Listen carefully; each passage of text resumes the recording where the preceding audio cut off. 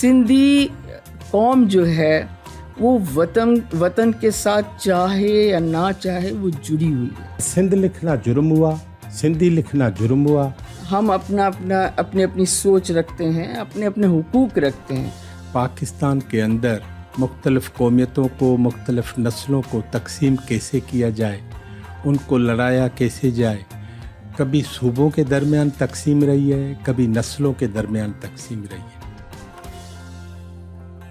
अस्सलामु अलैकुम ख़वातीन व हज़रात, मैं आपका मेज़बान Haris Khaleeq voice of America की उसी पॉडकास्ट सीरीज़ के साथ एक नई कड़ी लेकर हाजिर हुआ हूँ जो पाकिस्तान के 75 साल के सिलसिले में हम आपके सामने लाते हैं। पाकिस्तान की रियासत, सियासत, समाज, मुआशरा, सकाफ़त, फ़नून लतीफ़ा, इन तमाम मौज़ूआत पर हमारी कोशिश है कि गुफ्तगू करें इन पॉडकास्ट में।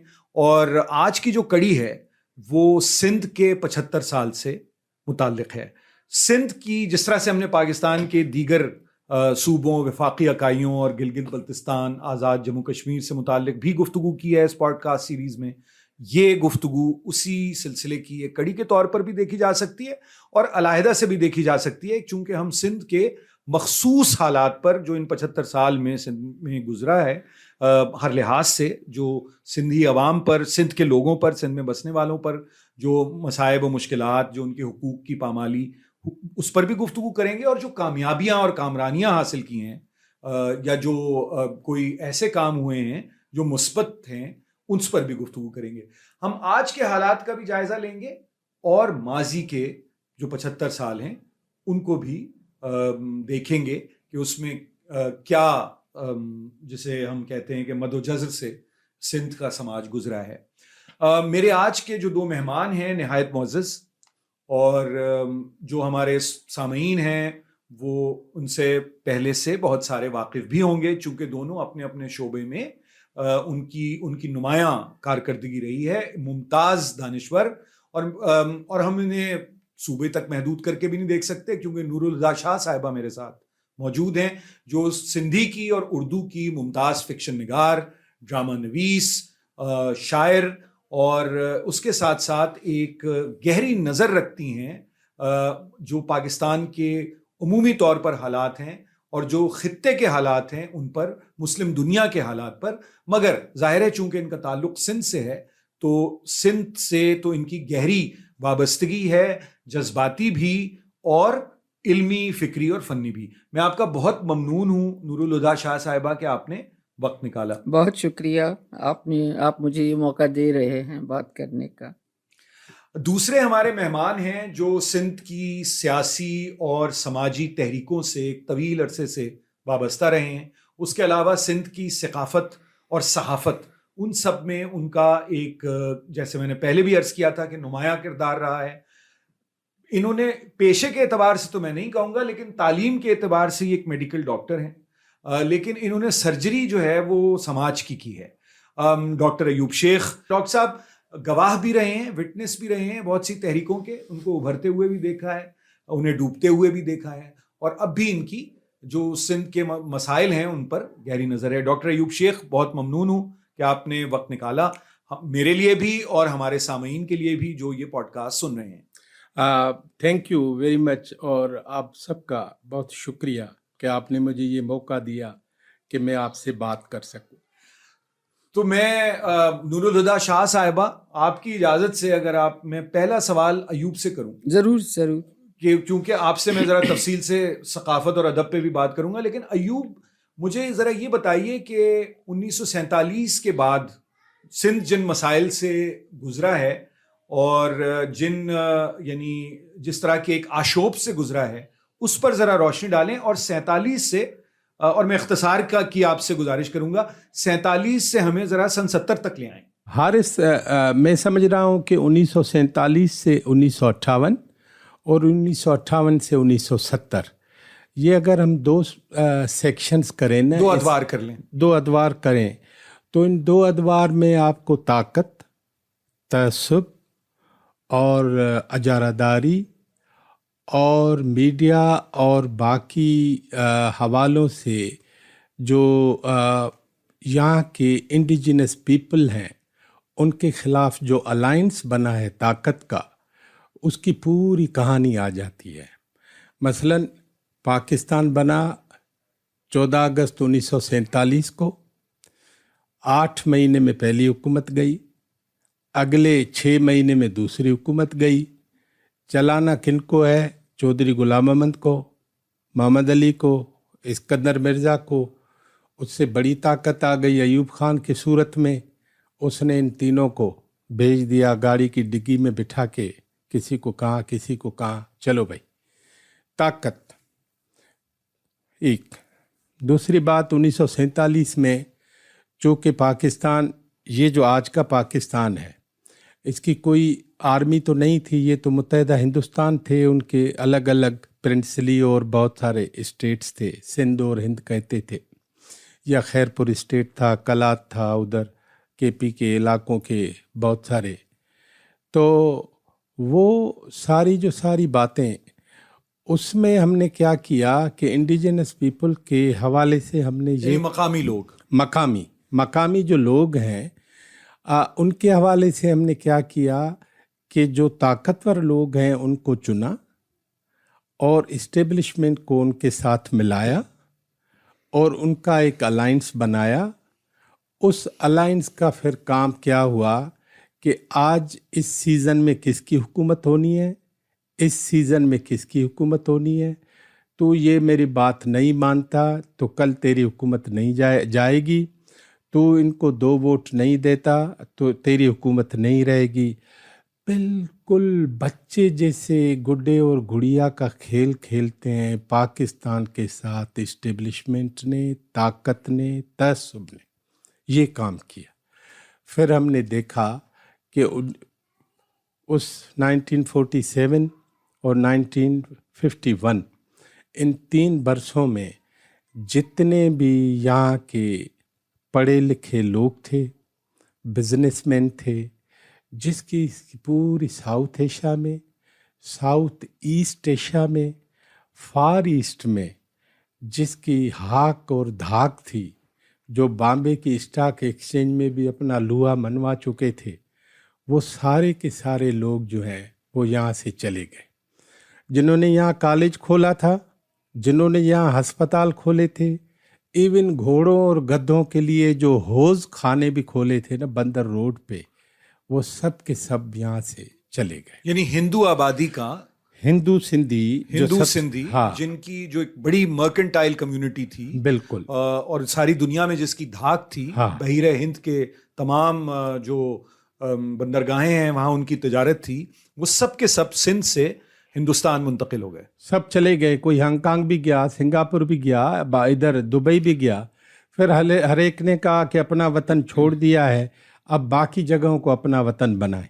اب باقی جگہوں پہ جب انہوں نے اپنا وطن بنایا ہے نا، تو 2 3 4 ہر ایک ملک میں وہ لوگ جو ہیں وہ اسی طرح ہی ہیں جیسے یہاں تھے، اور ان کی تو ایک بات۔ دوسری بات یہ کہ سندھ خالی ہو گیا پڑھائی لکھائی سے، بزنس سے۔ اب جو ہمارے نئے بندے آئے ہندوستان سے، ان میں بزنس مین نہیں تھے، یہ بات یاد رکھیں، ان میں بزنس مین نہیں تھے۔ ادھر پاکستان کی میڈیا کا انتہائی گھناؤنا رول شروع ہوتا ہے، جھوٹ، اور تعصب کی حد یہ ہے کہ ہم نے اگلے سال کہنا شروع کر دیا کہ ہم نے ہندوؤں سے آزادی لی ہے، حالانکہ ہم نے انگریزوں سے لی تھی۔ پاکستان بنانے کا مقصد انگریزوں سے آزادی تھی، لیکن ہم نے اس کو عملی جامہ کیا دیا، میڈیا میں کیا پہنایا کہ یہ ہندوؤں سے ہم نے ملک وطن آزاد کرا کے اور کر دیا۔ ڈاکٹر صاحب اب 1 یونٹ کی طرف آئیں۔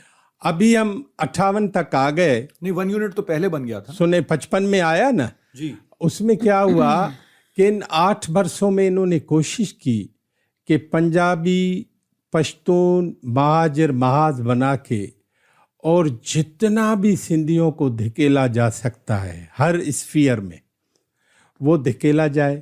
مثلاً آپ حساب کریں، میں نے جیسے پہلے کہا ہے کہ میڈیا کا گھناؤنا کام شروع ہوا، تو 1947 میں کوٹا سسٹم ہندوستان سے آنے والے ہمارے دوست جو مہاجرین یا پناہ گیر تھے ان کے لیے تھا. 15% ان کے لیے مختص تھا، کتابوں میں ہے.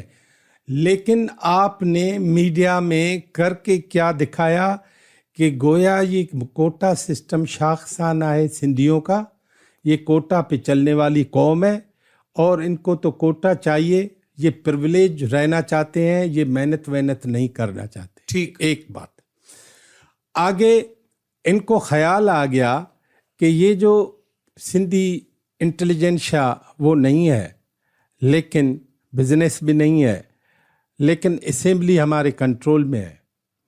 تو 48 میں انہوں نے جو حرکت کی تھی کراچی کو الگ کر کے، تو کراچی کو انہوں نے کیا سندھ سے علیحدہ کر کے پاکستان کا دارالحکومت، اور سندھ کے دارالحکومت کے لیے اسی چارٹر میں لکھا گیا کہ ہم پیسے دیں گے، آپ اس شہر کو دارالحکومت جیسا شہر بنائیں. 1 ٹکا نہیں دیا. حیدرآباد جب انہوں نے منتقل ہوا. ایک بات. دوسری بات، اب آہستہ آہستہ اسٹیبلشمنٹ فیل کرتی ہے کہ یہ جو ہم وڈیرے کو کہتے ہیں یہ کرو تو یہ کرتے ہیں، یہ کرو تو یہ کرتے ہیں. پھر آپ نے 1955 میں اچانک آپ نے دیکھا کہ 102 ممبران کی اسمبلی ہے، اس میں 98 لوگ 1 یونٹ کے حامی نکلتے ہیں، 4 لوگ 1 یونٹ کے مخالف نکلتے ہیں. اس دور میں انہوں نے 1 یونٹ اسی لیے لگایا تاکہ یعنی پاکستان کے مغربی پاکستان کے چاروں صوبوں کو ضم کر دیا، مشرقی پاکستان کی برابری کے لیے، وسائل زیادہ لینے کے لیے. وسائل زیادہ لینے نمبر 1. نمبر 2، یہ کائیں کے لیے سندھی پنجابی اور پشتو اور اس کا چکر چلا رہا ہے، ہم سب پاکستانی ہیں. اصل میں میرا نقطہ نظر یہ ہے کہ یہ تھا ہی سندھی کو مائنس کرنے کے لیے 1 یونٹ. آئیڈیا تو بنگالیوں کا ہے، مزے کی بات ہے، یہ بھی تاریخ کی ستم ظریفی ہے، لیکن یہ سندھیوں کے خلاف گیا. پھر سندھ لکھنا جرم ہوا، سندھی لکھنا جرم ہوا. آپ انویلپ پہ سندھی لکھو گے، وہ انویلپ آپ کے گھر نہیں پہنچے گا. آپ انویلپ پہ سندھ لکھو گے، آپ سندھی میں ایڈریس لکھو گے، نہیں پہنچے گا. کیا ہوا؟ پھر یہاں سے مزاحمت شروع ہوئی پاکستان میں سندھی دانشوروں کی، اور اس میں سب سے بڑے جو ابھر کے آئے، ایک تو بہت بڑے آدمی تھے حیدر بخش جتوئی، اس کا تو کنٹینیوس چل رہا تھا سندھاری تحریک. ہاں، لیکن شیخ ایاز اور باقی جو لوگ تھے 1 یونٹ کے خلاف. یہ پاکستان میں اور صوبہ سندھ میں پہلی موومنٹ ہے جو کسی پولیٹیکل پارٹی کے بجائے انٹلیکچوئلس نے شروع کی.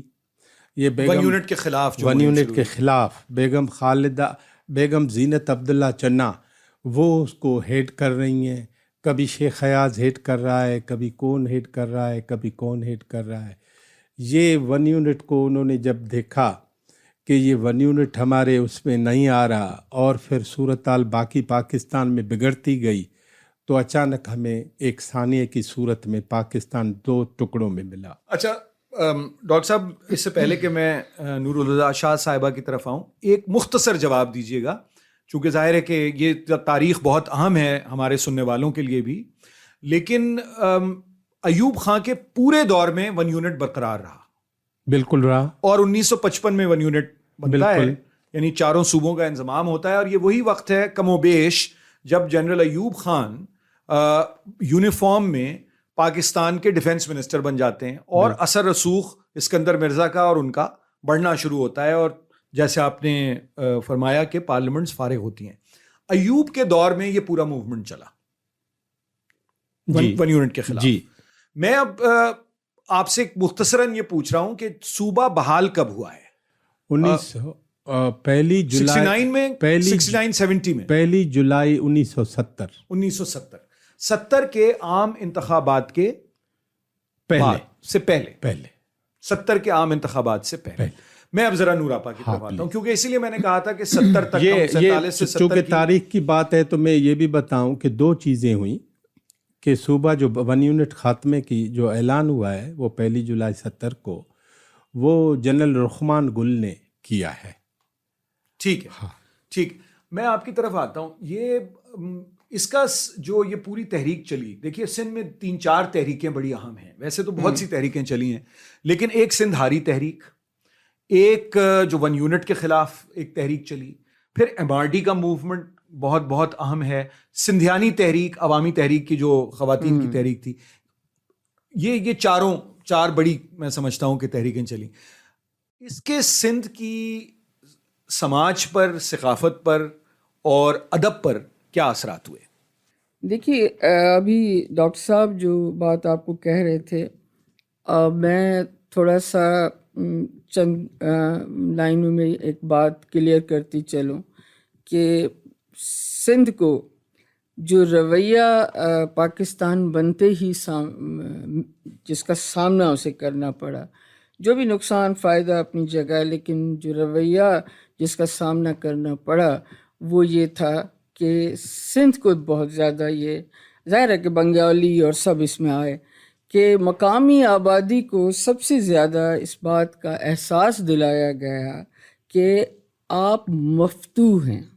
یہ علاقہ پاکستان کے جس زمین پر پاکستان بنا ہے یہ ایک فتح ہے, اور یہ فتح اور مفتوح کی جو فلسفی ہے اس کو شروع کیا گیا. مطالعہ پاکستان جس کو ہم آپ بہت ڈسکس کرتے ہیں, اسے شروع کیا گیا محمد بن قاسم کے حملے سے, اور وہ باب الاسلام کی کہانی اور حجاج بن یوسف اور وہ جب یہ ساری چیزیں آپ نے یہاں پڑھانا شروع کیں تو یہ احساس خود بخود ڈیولپ ہوتا چلا گیا کہ یہاں کی مقامی آبادی مفتوح ہے, وہ پیچھے پڑی ہوئی قومیں ہیں, اور باہر سے جو لوگ آئے ہیں یا جنہوں نے پاکستان بنانے کے دعوے دار ہیں, جبکہ مقامی آبادی نے اپنی زمین دی پاکستان بنانے کے لیے, انہوں نے برابر کا حصہ ڈالا ہے اس میں. یہ جو رویہ ہے یہ بہت خطرناک ثابت ہوا. ہم جب اس رویے پر بات کرتے ہیں تو بار بار اکثر ایوب خان سے بات کو شروع کرتے ہیں. نہیں, ایسا نہیں ہے. یہ آپ بھی جانتے ہیں کہ پاکستان بنتے ہی 1948 میں قائد اعظم کی اپنی زبان جب جا کر ڈھاکہ یونیورسٹی میں کہہ دیا کہ آج سے پاکستان کی زبان جو ہے وہ صرف اور صرف اردو ہے اور کوئی بھی نہیں ہے. ایک چیز یہ میں آپ کو بتاؤں, دوسری 1 یونٹ کی جو بات, میں اتفاق سے وہ نسل ہوں جو 1 یونٹ کے ماحول میں پلی بڑھی ہے, کیونکہ میرے والد گورنمنٹ آفیسر تھے, اور میں نے آنکھیں کھول کر 1 یونٹ یوں دیکھا کہ میں لاہور میں پلی بڑھی, اور میں نے وہاں کا ماحول دیکھا کہ 1 یونٹ میں مثلاً میں نے یہ دیکھا کہ لاہور میں جب ہم اسکول جاتے تھے تو پنجابی میں بات کرنا وہاں اسکول میں منع تھا, اس پر فائن لگتا تھا. مگر میں نے اس کے ساتھ یہ بھی دیکھا کہ بچوں میں یہ چیز, ظاہر بچے اپنے بڑوں سے سن کے آتے ہیں. میں نے بھوکے بنگالی اور یہ ساری چیزیں بھی دیکھیں کہ بھوکا بنگالی, سندھی مجھے آج تک یاد آتا ہے کبھی کبھی کہ بچوں سے میں نے سنا وہاں پر سندھی مانو کر دیا. ظاہر ہے کہ وہ مختلف زبانیں بولنے والے بچے تھے. سندھی مانو, کٹ کٹانو, ہاتھ میں جھاڑو, بغل میں کچھ اس طرح کا, بغل میں جھاڑو, ہاتھ میں کچھ, یہ ساری چیزیں, یہ ماحول بنایا گیا یہاں پر. 1 یونٹ کے بعد جب آپ بات کرتے ہیں ان تحریکوں کی, ہم آتے ہیں ان تحریکوں پر, ان کا جو یہ مزاحمت, وہ جو ڈاکٹر صاحب نے کہا کہ انویلپ پر آپ کا اگر سندھ لکھا ہوا ہے تو وہ آپ کے پتے پر وہ چیز نہیں, خط نہیں پہنچے گا. سندھ میں جو مزاحمت شروع ہوئی اور یہ جو تحریکیں پروان چڑھیں, ان کی بنیاد اس چیز میں تھی کہ شناخت کھو دینا نہیں, شناخت جو چھین لی گئی پاکستان بننے کے بعد, جو شناخت چھین لی گئی اسے بچانے کے لیے, سندھ کی شناخت کو بچانے کے لیے. اچھا, اب کیا ہے کہ ہماری اس پورے ماحول میں جب ہم کہتے ہیں کہ, میں اس بات میں بڑا بلیو رکھتی ہوں, آپ ایک ہوائی بات ہم کر دیتے ہیں کہ پاکستانی ایک قوم ہے. پاکستانی ایک قوم ہے ہی نہیں. 40 50 60 70 سال میں کوئی بھی قوم نہیں بنتی ہے، صدیاں ہزارہا برس لگتے ہیں کسی قوم کو بنتے ہوئے، اور قوم زمین سے اگتی ہے، کئی قوم آسمان سے نازل نہیں ہوتی ہے۔ تو یہ جو اس لیے میں اس بات پہ پورا بلیو رکھتی ہوں کہ پاکستان جو ہے وہ مختلف اقوام کا ملک ہے، اس پر مشتمل ہے، مختلف اقوام ہیں۔ اب یہ جو ہم خوابوں کی دنیا کی بات کرتے ہیں، ہم سب ایک ہو نہیں سکے، ہو بھی نہیں سکتے۔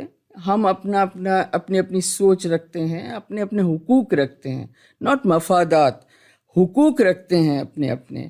اس لیے میں ہمیشہ یوں سوچا کرتی ہوں کہ پاکستان، جب ہم مجموعی طور پر بات کرتے ہیں تو عوام کے متعلق بات کرتے ہیں کہ پاکستان کے عوام، ان کے یہ مسائل، ان کے یہ حقوق ہیں۔ لیکن اس میں ایک چیز ڈالی گئی کہ لوگوں کے ذہنوں سے، آپ اگر ایک شاعر کی حیثیت میں، ایک ادیب کی حیثیت میں ذرا غور کریں گے کہ پاکستان میں تمام نسلوں کے ذہنوں سے ایک لفظ نکال دیا گیا، وہ ہے وطن۔ وطن نہیں ہے، ہم آج بھی بات کرتے ہیں، ہم کہتے ہیں پاکستان ہمارا ملک ہے، پاکستان ہمیں عزیز ہے۔ ہاں بالکل عزیز ہے، ہمارا ملک ہے۔ ہمارے پاس یہاں پاکستان میں وطن کا کانسیپٹ ختم کر دیا گیا۔ اب وطن کیا چیز ہے؟ وطن وہ نہیں ہے جو پاسپورٹ پر لکھا ہوا ہے، وطن وہ نہیں ہے جو آپ کے شناختی کارڈ میں، وطن وہ ہے جس میں ہزارہا برس سے آپ کی جڑیں ہیں۔ ملک آپ کا وہ ہے جو پاسپورٹ پر لکھا ہوا ہے، جو شناختی کارڈ پر لکھا ہوا ہے، جس کا سرٹیفکیٹ آپ کے ہاتھ میں ہے، اور دنیا میں آپ اس کی شناخت لے کر جاتے ہیں، اور آپ کا اس ملک کا حق بنتا ہے کہ آپ اس شناخت کو اون کریں اور آگے لے جائیں۔ لیکن وطن، سندھ کا یہ معاملہ ہے، یہ بنگال کا معاملہ بھی تھا، یہی معاملہ سندھ کا ہے، دونوں کا ایک ہی جیسا معاملہ ہے جو مشرقی پاکستان کا تھا۔ سندھی قوم جو ہے وہ وطن کے ساتھ چاہے یا نہ چاہے وہ جڑی ہوئی ہے، اور وہ ابھی جس طرح ڈاکٹر صاحب نے شیخ ایاز اور کچھ نام لیے، یہاں سے بات نہیں ہے۔ اگر ہم پیچھے مڑ کر دیکھتے ہیں تو آپ کو شاہ لطیف سراپا وطن نظر آتے ہیں۔ آپ کسی بیت پر چلے جائیں، آپ وطن کے حوالے سے کئی اس کے معنی نکال سکتے ہیں۔ یہ جو موومنٹس اس کے آپ بات کر رہے ہیں 1 یونٹ کے خلاف، 1 یونٹ کے دور میں جب یہ سارا کچھ بند تھا، جب سندھ کا نام لینا گناہ تھا، جب سندھی لکھنا منع تھا، یہ سب کچھ تھا اس زمانے میں، سب سے بڑی جو خوبصورت یہاں بات ہوئی ہے جب سارے راستے بند کر دیے گئے، اور ایوب خان کا دور، سب سے خوبصورت یہاں بات یہ ہوئی ہے کہ یہاں کے ادیبوں نے، شاعروں نے، اسٹوڈنٹس نے، دانشوروں نے، عام سندھی لوگوں نے، ان سب نے جشن لطیف منانا شروع کیا۔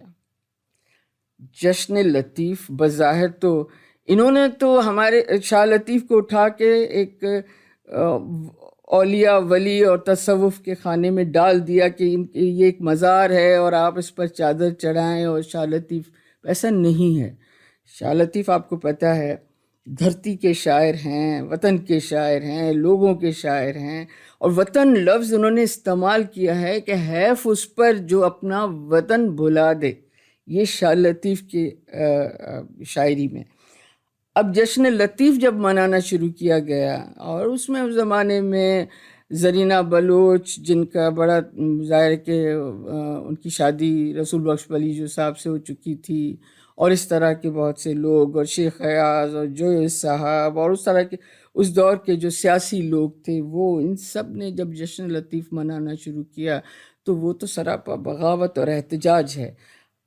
اب یہاں سے کہانی شروع ہوئی، اور یہ سن 60 کی دہائی ہے، یہ 60 کی دہائی ہے، 1960 کی دہائی ہے۔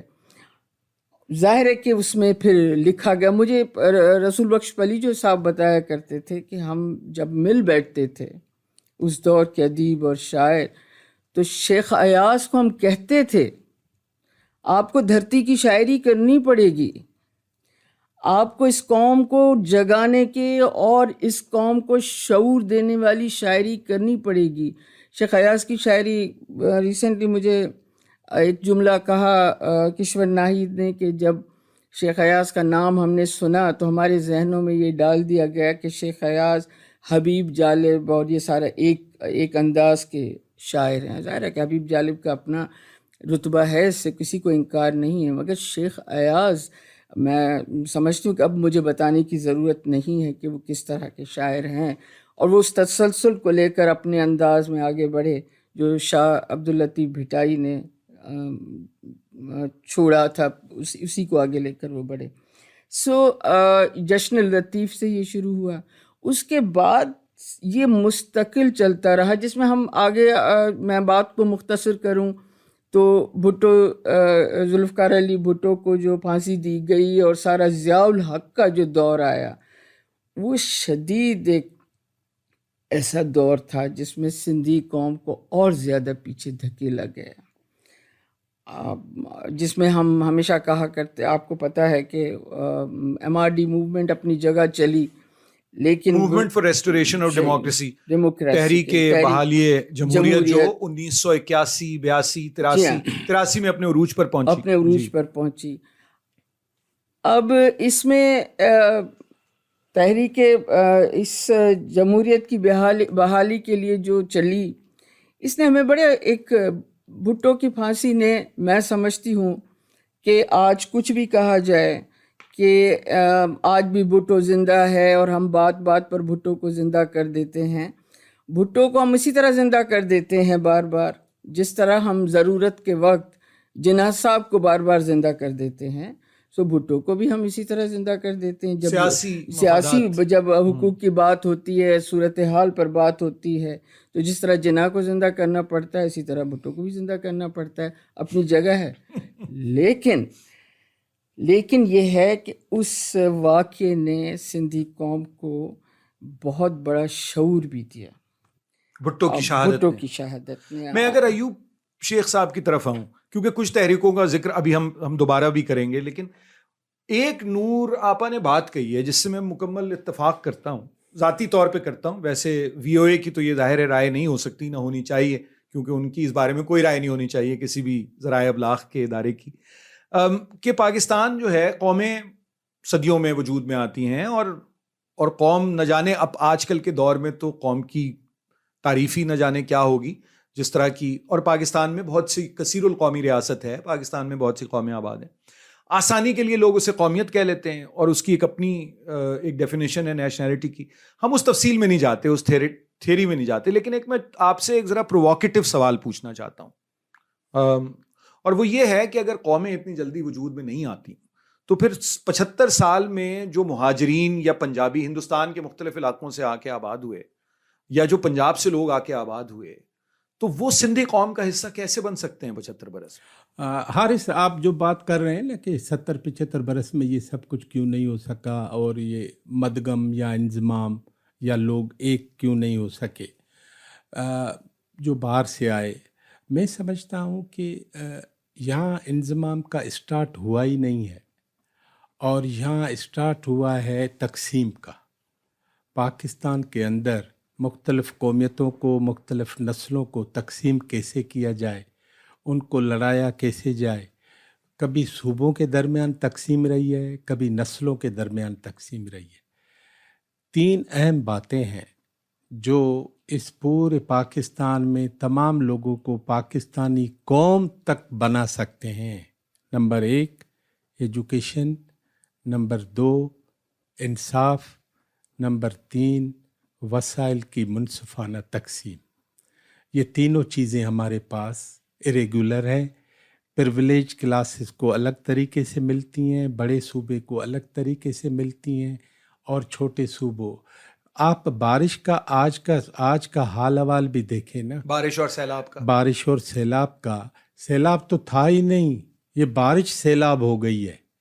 یہ میڈیا بعد میں جاگی تو پھر ان کو معلوم ہوا کہ بلوچستان بھی ہمارا کوئی صوبہ ہے جو 90% صفحہ ہستی سے مٹ چکا ہے، اور 70% جو سندھ کے علاقے ہیں وہ پانی میں ڈوب گئے ہیں. چیف منسٹر، ایک چیف منسٹر، دوسرا چیف منسٹر، تیسرا چیف منسٹر، چوتھا، پانچواں، چھٹا، 6 چیف منسٹروں کے جو اپنے گھر اور آبائی گاؤں یعنی اور موجودہ چیف منسٹر اور 5 سابق ان کے زیر آب ہیں علاقے.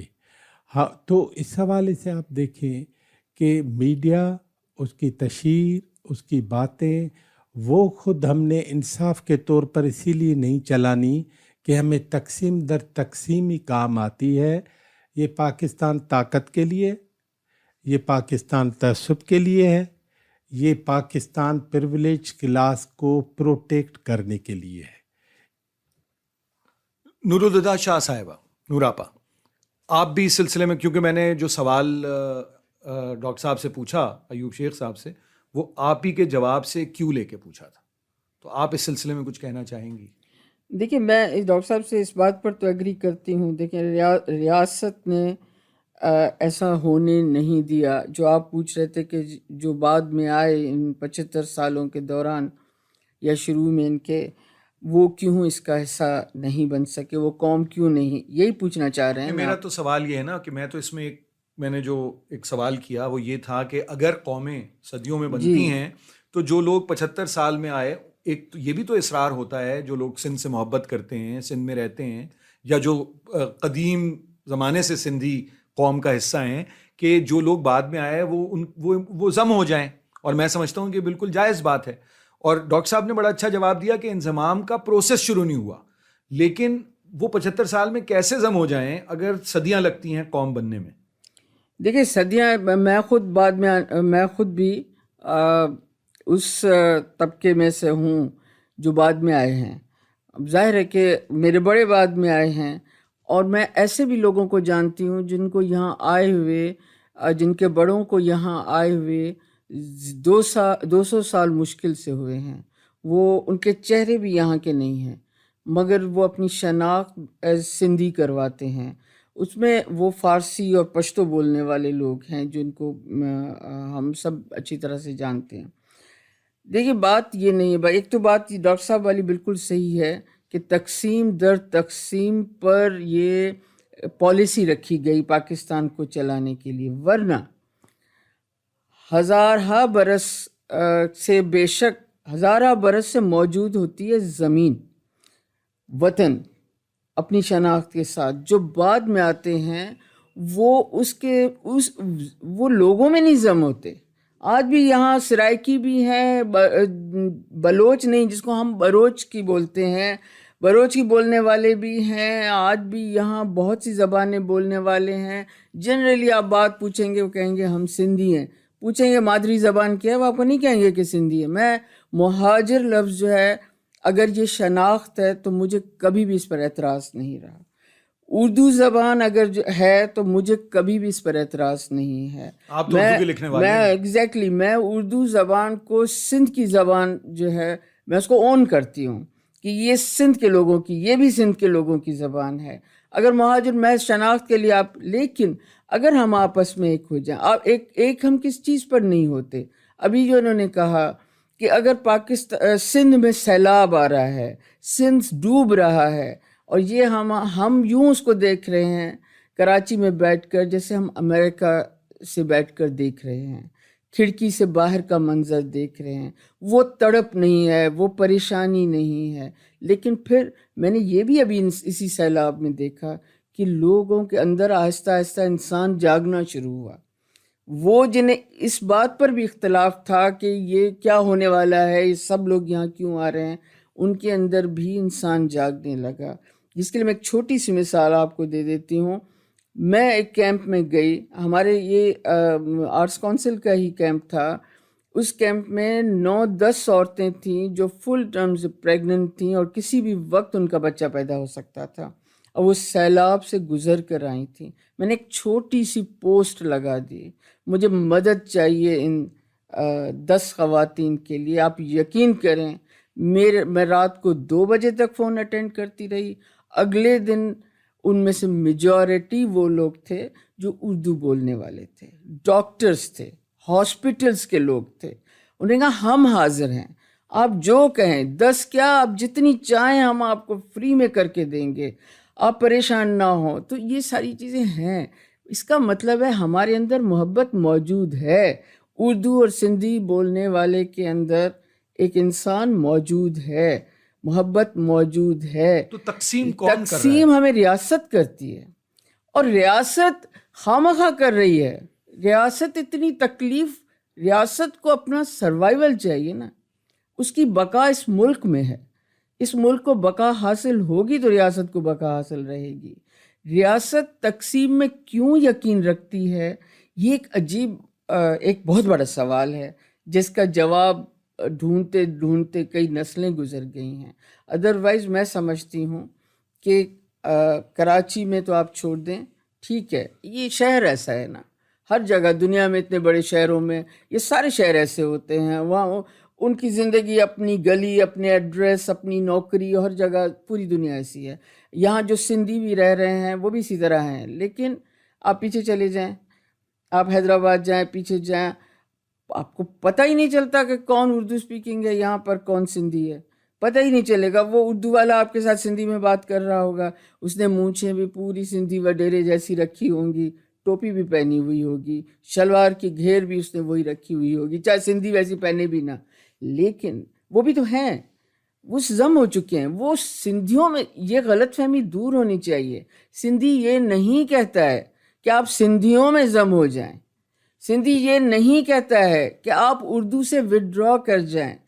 سندھی یہ کہتا ہے کہ آئیے ہمارے ساتھ اس دھرتی کے دکھ سکھ میں, اس دھرتی کے لوگوں کے دکھ سکھ میں ہمارے ساتھ کھڑے ہو جائیے, ہم آپ کے ساتھ کھڑے ہو جائیں.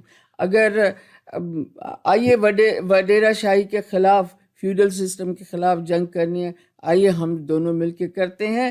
اگر انتہا پسندی والے رویے کی اور دہشت گردی کی اور اس طرح کی سیاست کی مخالفت کرنی ہے, آئیے ہم آپ کے ساتھ کھڑے ہوتے ہیں. آپ کو نوراپا نہیں لگتا کہ جو مذہبی شدت پسندی ہے پاکستان میں جو بڑھی پچھلے 40 برس میں, اور پھر ہوتے ہوتے پچھلے 20 برس میں اور زیادہ, وہ بھی ہماری تمام شناختوں کے لیے ایک بہت بڑا مسئلہ ہے, ثقافتی شناخت کے لیے بھی, لسانی کے لیے بھی, سیاسی شناخت کے لیے بھی؟ تو یہی تو وہ ریپنگ پیپر کریٹ کیا گیا ہے جس کے اندر شناختوں کو ڈالا جا رہا ہے. ایکچولی کس چیز میں بند کیا جائے, کیا کیا جائے؟ آپ کو مسلمان ہیں, جذباتی مسلمان ہیں, اوپر سے آپ کہہ رہے ہیں کہ ملک بھی ہم نے اسلام کے نام پر بنایا ہے, پھر اسلام کو خطرہ ہے پوری دنیا میں, اس کا قلعہ بھی یہی ہے, یہیں اسلام بچے گا, ادروائز وہ خطرے میں رہے گا. یہ وہ ریپنگ پیپر ہے, سینس نہیں ہے اسلام کا. اسلام چیز کیا اس کا سینس نہیں ہے. لیکن اس ریپنگ پیپر میں آپ نے سارے ملک کی قوموں کی, لوگوں کی شناخت کو اس میں لپیٹ دیا ہے. اور یہاں جب معاملہ آتا ہے نا کہ اصل معاملہ تو اسلام کا ہے, تم مسلمان ہو کہ نہیں ہو, وہاں ایک مسلمان جو ہے ظاہر ایک عام بندہ جس کو صرف کلمے کی حد تک ظاہر جس کا ایمان ہر وقت یہاں وہ سوچتا ہے کہ اسلام خطرے میں پڑا ہوا ہے, اس کی پریارٹی یہ ہو جاتی ہے کہ میں اس اپنا کے جذبات سے کھیلا ڈاکٹر صاحب میں اگر آپ کی طرف آؤں اور تھوڑا سا پیچھے جائیں, کیونکہ ہم آ گئے دور حاضر میں, جو کہ بہت اچھی بات ہے, اور اس میں ہم نے بڑے ایک طریقے سے بہت ساری چیزوں کو کور کیا. لیکن 83 کے MRD موومنٹ کے بارے میں اگر مختصراً کچھ بتائیں, چونکہ آپ اس کے گواہان میں ہیں. ذوالفقار علی بھٹو کو سندھی وڈیروں نے ڈچ کیا, بے وفائی کی, اور اس کو اکیلا تنے تنا چھوڑ دیا. میں سندھی کہتا ہوں, سندھی وڈیروں نے, جس کو انہوں نے پالا تھا, پوسا تھا, اور سوشلزم کا نام لے کے ان کو ہی آگے کیا, جلسوں میں ذلیل ان کو کیا اور سب کچھ ان کو دیا. پھر انہوں نے سب کچھ وہ کیا, اور ایک دن قید تنہائی میں ذوالفقار علی بھٹو صاحب کو اکیلا چھوڑ دیا. اور مشہور 2-4 ان کے جو لیڈر تھے گزر گئے. انہوں نے بیان اور پریس کانفرنس دی کہ ابھی تو بندے کو پیدا ہونا ہے جو بھٹو کو پھانسی دے, پیدا ہو, بڑا ہو اور کسی عہدے پہ, اور آپ خاموش رہیں. سب خاموش ہو گئے. آپ دیکھیں کہ پاکستان میں جو سب سے بڑے ثانیے ہوئے ہیں نا, ان میں یہ ایک بہت بڑے ثانیے کا میری نظر میں ایک باب ہے، چیپٹر ہے. اس چیپٹر پہ جو کم سے کم مزاحمت ہے اس سے تھوڑا پہلے یا اس کے بعد وہ ذوالفقار علی بھٹو کا قتل ہے. ہم اس کو اسی لیے چھیڑتے نہیں ہیں کہ سارے وڈیرے، ساری اس کی پارٹی جو ہے وہ شرم کے مارے سر جھکائے کھڑی ہوتی ہے کہ ہم نے یہ بھی کیا، اور اپنے لیڈر کو نعرہ بار مارا جیے بھٹو، اندر اس کو پھانسی چڑھا دیا. ایک بات. دوسری بات کیا کی کہ وہ نفرت، وہ غصہ جو عدی نور الہدیٰ شاہ نے پہلے کہا کہ وہ پائل اپ ہو رہا تھا. 1981 میں بیگم نصرت بھٹو نے 70 کلفٹن میں بنائی MRD کے لیے، اور جو سارے بھٹو مخالف لوگ تھے ان میں سے اکثریت ان کو ہی کہا کہ آپ آ جاؤ جنرل ضیاء الحق کے خلاف. وہ جیسے ہی اکٹھے ہوئے تو ہائی جیکنگ کا آپ کو معلوم ہوگا جی کہ سلام اللہ اور سلام اللہ ٹیپو والوں کا، اور جو ADC طارق رحیم جس میں قتل ہوا تھا. تو اس ہائی جیکنگ کے نام پہ جنرل ضیاء الحق نے بہیمانہ تشدد کر کے سیاسی ورکروں کو، دوسروں کو وہ کر دیا، اور اسی پہ یہ MRD کی تحریک 2 سال مؤخر ہو گئی. 83 کی 14 اگست کو پھر یہ شروع ہوئی. 14 اگست 83 کو 1983 کو یہ موومنٹ، اس موومنٹ میں 2 باتیں تھیں. ایک تو سول نافرمانی کی تحریک کو اس طرح چلانا تھا کہ کوئی بھی چیز مارشل حکام کی نہیں ماننی. دوسرا یہ تھا کہ اپنی اپنی پارٹیوں کے جو رضاکار ہیں وہ سب کے سب رضاکارانہ گرفتاریاں دیں گے.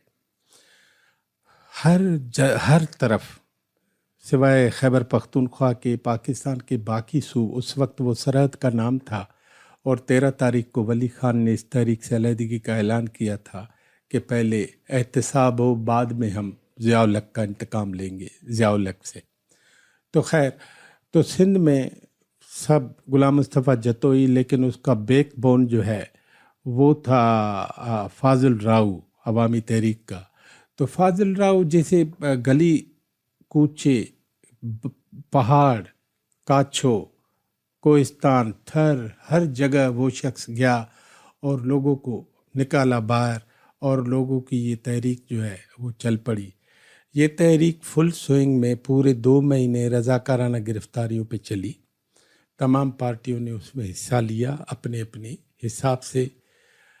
MRD کی وجہ سے جنرل ضیاء الحق کو، پاکستان کی اسٹیبلشمنٹ کو سندھ کے غصے کا معلوم ہوا، اور انہوں نے بہیمانہ تشدد نہیں، اور بہت ساری رعایتیں بھی دینا شروع کیں.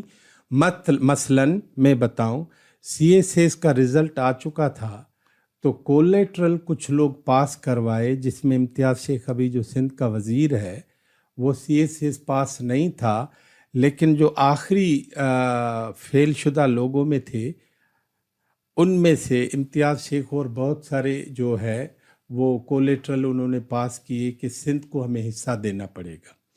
بہت ساری باتوں پہ سندھ کے حوالے سے بہت ساری چیزیں وہ آہستہ آہستہ آہستہ یہ MRD کا وہ ہوا.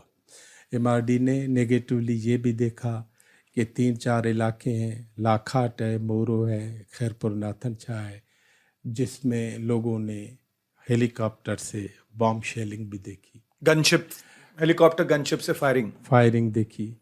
انہوں نے یہ بھی دیکھا کہ پنل خان چانڈیو سکرن ڈسٹرکٹ نواب شاہ، جس کو اب بے نظیر آباد کہتے ہیں، اور اس میں روڈ پہ قرآن پڑھے ہوئے لوگوں کو انہوں نے مار دیا، اور ایک وقت میں 34 لوگ جو ہیں. ڈاکٹر صاحب یہ اب ذرا تھوڑا سا آگے آئیں، یعنی یہ بالکل واضح ہو گیا کہ اس کے کتنے منفی اثرات مرتب ہوئے. حالانکہ جنرل ضیاء الحق نے لوگوں کو مراعات دینے کی بھی کوشش کی، مگر عمومی طور پر بہت منفی اثرات مرتب ہوئے. اور سامعین، MRD کا موومنٹ سندھ میں جس بری طرح سے کچلا گیا، مگر پنجاب میں بھی بڑے پیمانے پر گرفتاریاں ہوئیں اور لوگوں نے شاہی قلعہ کاٹا ہے. اور میں اس پوڈ کاسٹ میں ایک ایسے صاحب سے بھی آپ کی ملاقات ہونی ہے یا ہو چکی ہوگی جنہوں نے اسی موومنٹ کے تحت لاہور کا قلعہ راولپنڈی سے گرفتار ہو کے 6 سال کاٹا. اچھا، اب ایک بات بڑی میں چاہتا ہوں کہ ہم ذرا تھوڑا سا تیزی سے آگے آئیں اور نور آپا سے میں پوچھوں کہ جو متحدہ قومی موومنٹ، جو اس وقت مہاجر قومی موومنٹ تھا، اس نے سندھ کی سیاست پر کس قسم کے اثرات مرتب کیے؟ الطاف حسین صاحب کی جب تحریک، کیونکہ یہ بھی ضیاء الحق کے زمانے میں ہی کام شروع ہوا اور یہ ایم آر ڈی موومنٹ کے فوراً بعد ہوا. بہت دلچسپ بات یہ ہے کہ ایک طرف تو وہ مراعات دے رہے تھے لیکن ساتھ ہی انہوں نے ایک طرح سے ان کی حوصلہ افزائی کی، کیونکہ سن 84 میں یہ جو آل پاکستان مہاجر اسٹوڈنٹس آرگنائزیشن تھی، نہیں 78 میں 78 میں تو اے پی ایم ایس او بنی تھی نا، بنی 84 میں مہاجر. جی میں یہی عرض کر رہا ہوں.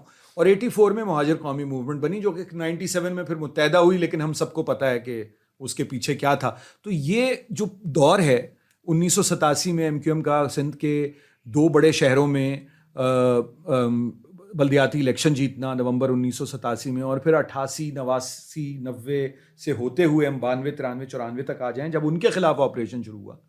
تو یہ ساری جو اس کی سندھ کے سماج پہ کیا اثرات مرتب ہوئے؟ حارث، ایم کیو ایم نے کیا اثرات چھوڑے؟ انتہا پسندی نے، پلس میں اس میں ایڈیشن کر دوں کہ انتہا پسندی نے کیا اثرات چھوڑے سندھ پر اور سندھ کے لوگوں پر، جس میں اردو بولنے والے بھی ہیں اور سندھی بولنے والے بھی ہیں. ایک بہت بڑی دوری، بہت ہی شدید قسم کی تلخی، زہر، نفرت کا بیج ایم کیو ایم کے ذریعے بو دیا گیا ہے یہاں پر. ظاہر ہے، میں یہ نہیں کہوں گی کہ صرف ایم کیو ایم، رد عمل بھی ہوا ہے، احتجاج بھی ہوا ہے اس کے خلاف، لیکن احتجاج اور چیزیں، رد عمل بھی ہوا ہے، اور رد عمل کے جواب میں ہم نے بھی، سندھی ہم نے بھی اپنا حصہ ڈالا ہے. ایسا نہیں ہے کہ کسی نے، لیکن جو انتہا پسندی استعمال کی گئی ہے دہشت گردی کی صورت میں، اب یہ ساری چیزیں جو ہیں، میں آپ جب آج کے دن پر بیٹھے مجھ سے آپ یہ سوال کر رہے ہیں تو میں اس سوال کو، آپ کے سوال کو اس لیے گول کر رہی ہوں، میں اس سوال کے جواب کو اس لیے مختصر کرتے ہوئے واپس اپنی بات پر آ رہی ہوں کہ اس نے عام اردو بولنے والے پر جو اثر چھوڑا، عام سندھی بولنے والے پر جو اثر چھوڑا، نسلیں تباہ ہو گئیں. 30 سال کے عرصے میں 30 نسلیں تباہ ہو جاتی ہیں، اور نسلیں تباہ ہوئیں. خاص طور پر کراچی میں جو ہے بہت کچھ ہوا، جس میں 3 نسلیں تباہ ہوئیں. ان کا فیوچر، ان کا کریئر، اردو مڈل کلاس جو ہے، اردو اسپیکنگ مڈل کلاس، یہ آپ بھی جانتے ہیں، یہ ایک بہت بڑی چیز بننے جا رہا تھا. اور میں سمجھتی ہوں کہ اگر یہ زمانہ نہ آتا، یہ اس طرح استعمال نہ کیا جاتا انتہا پسندی کو ریاست کی طرف سے، یہ ریاست کا بویا ہوا بیج تھا، اگر نہ کیا جاتا تو میں سمجھتی ہوں کہ بہترین کمبینیشن نکلنا تھا. اردو مڈل کلاس اور سندھی اسپیکنگ اربن کلاس کا ایک حسین کمبینیشن تیار ہونا تھا، جو نہیں ہونے دیا گیا، صرف اس لیے کہ ہم الگ الگ رہیں. میں اس موضوع پر یوں اس کا کہتی ہوں کہ آپ دیکھ لیں، آج آپ دیکھ لیں کہ اس کا ایم کیو ایم کہاں ہے، کون کس طرح استعمال ہوا ہے، کون کیا آج بھی زبان بول رہا ہے، کون بالکل چپ ہے. ایک طوفان تھا، ایک میں سمجھتی ہوں ایک دھول تھی جو دونوں طرف سے چھائی ہوئی تھی، جو چھٹ گئی ہے. تو اب صرف سوالات باقی رہ گئے ہیں. اس میں ڈاکٹر صاحب اور ڈاکٹر ایوب شیخ، اگر میں آپ سے پوچھوں کہ دیکھیے کچھ تو باتیں ہمیں سمجھ میں آتی ہیں. ایک چیز ہوتی ہے جو شہری غربت جو ہوتی ہے نا، اربن پاورٹی، تو اس اور کراچی کے اپنے جو انتظام کاری کے مسائل ہیں، یا حیدرآباد شہر کا جو حال ہے، جہاں جو نئے سندھی اگر آپ انہیں کہہ لیں، یا جو مہاجرین آ کے آباد ہوئے ان کی بڑی تعداد آباد ہے، تو ان کے مسائل پر بھی تو کسی قسم کی کوئی پیش رفت ان کے مسائل کو حل کرنے کے لیے نہیں ہوئی. اور وہ استعمال ہوا معاملہ، انہیں یہ بتایا گیا کہ تمام تر توجہ جو ہے وہ ان علاقوں پر دی جا رہی ہے جہاں سندھی اکثریت میں ہیں، اور جہاں دیگر بعد میں آنے والے ہیں وہاں توجہ نہیں دی جا رہی. تو یہ بھی تو معاملہ رہا. حارث، مسئلہ میں نے آپ کو پہلے کہا ہے نا، میڈیا کا ایک گھناؤنا رول جو ہے نا 60s سے جو چلا ہے ابھی تک چلا، وہ جاری ہے. اور اس میڈیا نے آپ کو یہی پورٹری کیا ہے. ایک بات میں آپا کی بات سے ایک جملہ اضافی ایم کیو ایم پہ بولنا چاہتا ہوں. ایم کیو ایم نے لٹرلی حقیقی طور پر یہاں کی اردو بولنے والی آبادی کے ساتھ وہی کام کیا جو ون یونٹ نے سندھیوں کے ساتھ کیا، جو آمریت نے پورے ملک کے ساتھ کیا۔ اب آخری آپ کا کامنٹ اگر میں لے لوں، اس کے بعد یعنی آپ سے آخری سوال پھر نور آپا سے میں پوچھوں گا کچھ اور کسی اور موضوع سے متعلق جڑا ہوا مگر ایک علیحدہ موضوع۔ آخری سوال آپ سے یہ ہے کہ بے نظیر کی شہادت جو سن 2007 میں ہوئی اور پاکستان پیپلز پارٹی کی ایک مسلسل حکومت، اس کے بعد 2008 سے اب تک ایک مستقل پاکستان پیپلز پارٹی کی حکومت ہے، 70 کی دہائی کے بعد 88 سے 89 90، پھر اس کے بعد ایک 90 کی دہائی کے وسط میں ایک مختصر دور، مگر اب پیپلز پارٹی کی حکومت جو ہے وہ 14 سال سے ہے سندھ میں، اور بی بی کی شہادت ہوئی، بے نظیر بھٹو کی شہادت ہوئی، محترمہ بے نظیر بھٹو کی، تو اس کے سندھی سماج پہ کیا اثرات ہوئے مرتب، اور کیا ایلینیشن بڑھا، اور کیا اس کے نتیجے میں پیپلز پارٹی نے اس پہ کیپٹلائز کیا، یا کوئی اور وجہ ہے کہ پیپلز پارٹی مستقل جیتتی چلی آ رہی ہے؟ ایک تو محترمہ بے نظیر بھٹو کا جو قتل ہے، میں شہادت اسی لیے نہیں کہتا کہ یہ شاید مذہبی معاملہ ہے اور مذہب کو طے کر رہا ہے کون شہید ہے کون نہیں ہے۔ قتل جو ہے نا وہ بہت اچھا لفظ ہے، اور وہ قتل ہوئی ہے سر عام سر شام۔ لیاقت علی خان قتل ہوئے ہیں، ذوالفقار علی بھٹو قتل ہوئے، شہید وحید جو ہے نا وہ دراصل اس لیول کو، اس جو جرم ہوا ہے نا ان کے ساتھ کرائم ہوا ہے، اس کو کم کرتے ہیں لفظ شہید شہادت۔ یہ سیاسی لوگوں کا خود ایک ڈرامہ رچایا ہوا ہے، میڈیا اس ڈرامے میں ان کے ساتھ ہے۔ میں کبھی بھی نہیں کہتا مقتول، کہتا ہوں قتل کہتا ہوں۔ ایک بات۔ دوسری بات یہ ہے کہ بے نظیر بھٹو کے قتل کے بعد 14 برس سے سندھ میں پیپلز پارٹی کی حکومت ہے۔ کاش میں ابھی مجھے اس سوال کا معلوم ہوتا نا کہ یہ بھی حارث پوچھے گا، تو میں ایک کتاب لے آتا، اس کا نام ہے جنم قیدی۔ وہ ایک یوسف سندھی ہے، اس کا پیش لفظ محمد ابراہیم جویو نے لکھا۔ جویو صاحب نے اس 2 پیج کا پیش لفظ ہے، اس میں لکھا ہے کہ ابھی تک مجھے یہ معلوم نہیں ہے کہ سندھ میں جنم قید جو ہے وہ 14 برس کا کیوں ہوتا ہے۔ یہ 14 برس جنم قید رہی ہے پوری سندھ پیپلز پارٹی میں، فیفڈم ہے ضلع کے ایک ایک وڈیرے کی، اس کی غلامی یہ ابھی پاکستان میں سندھی لوگوں نے محسوس کرنا شروع کیا ہے کہ ابھی ان کو پہلے ان وڈیروں سے بھی غلامی سے آزادی لینی۔ میں آخری سوال، آپ کی ظاہر ہے کہ رائے کا میں احترام کرتا ہوں، اور ضروری نہیں کہ مجھ سمیت بہت سے سامعین اس سے اتفاق کرتے ہوں، لیکن بہرحال یہ ایک بہت اہم رائے ہے، اور اس کے پیچھے ایک پس منظر ہے، کچھ سیاسی ناکامیوں کا بھی پس منظر ہے، اور انتظام کاری کی ناکامیوں کا بھی پس منظر ہے۔ میں اگر آپ سے آخری سوال نور الہدیٰ شاہ صاحبہ، اب جس شعبے سے آپ بنیادی طور پر وابستہ ہیں اس سے متعلق کروں، اور پھر ایک بات آپ نے کہی تھی، اور وہ بڑی اہم بات تھی کہ دانشوروں نے، سیاسی جماعتوں نے نہیں، آپ نے کہی غالباً یا ڈاکٹر صاحب نے کہی، دونوں نے ہی کہی، کہ جو سندھ کی پاکستان کے بننے کے بعد، انگریز سے آزادی کے بعد جو پہلی تحریک ہے، وہ تحریک ون یونٹ کے خلاف ہے، جو باقاعدہ تحریک ہے، ورنہ اس سے پہلے بھی کھوڑو صاحب کا اور دیگر ہم ان چیزوں سے واقف ہیں، لیکن جو بڑی تحریک شروع ہوئی تو وہ دانشوروں نے چلائی۔ تو ایک تو اس وقت سندھی میں لکھا کیا جا رہا ہے، اور سندھی فنون لطیفہ کی کیا یعنی کیسے آپ دیکھتی ہیں اسے، کیا امکانات ہیں، کیا کنسرنز ہیں؟ ظاہر ہے ہمارے پاس یہ وقت نہیں ہے کہ ہم ایک ایک لکھنے والے کا نام لیں، یا تصویر بنانے والے کا، یا گانا گانے والے کا نام لیں، یا والی کا، لیکن مجھے یہ معلوم ہے کہ بڑی تعداد میں خواتین اور مرد یہ کام کر رہے ہیں، اور لکھنے والے ہی ایک دانشوروں کا حصہ سمجھے جاتے ہیں۔ ان کی کیا سوچ ہے؟ اور جیسے ون یونٹ کے وقت وہ اکٹھے ہوئے، تو ویسے ہی تمام زبانیں جو یہاں بولی جاتی ہیں، ان کے بولنے والے دانشور اکٹھے ہو کے کیا سندھ کی وحدانیت کی، سندھ کے حقوق کی پاسداری کی تحریک نہیں شروع کر سکتے؟ 2 سوال ہو گئے اصل میں، یعنی ایک ساتھ۔ دیکھیے، ہر چیز کو آپ وقت کے مطابق، حالات نہیں، وقت جو بدلتا ہے، زمانہ جو کروٹ لیتا ہے، اس کے مطابق آپ اس کو دیکھیں گے۔ انسان کا نہیں بلکہ افراد کا جو مزاج بدلا ہے اس زمانے میں، اور ہر ایک اپنے انداز سے اپنی سوچ رکھتا ہے.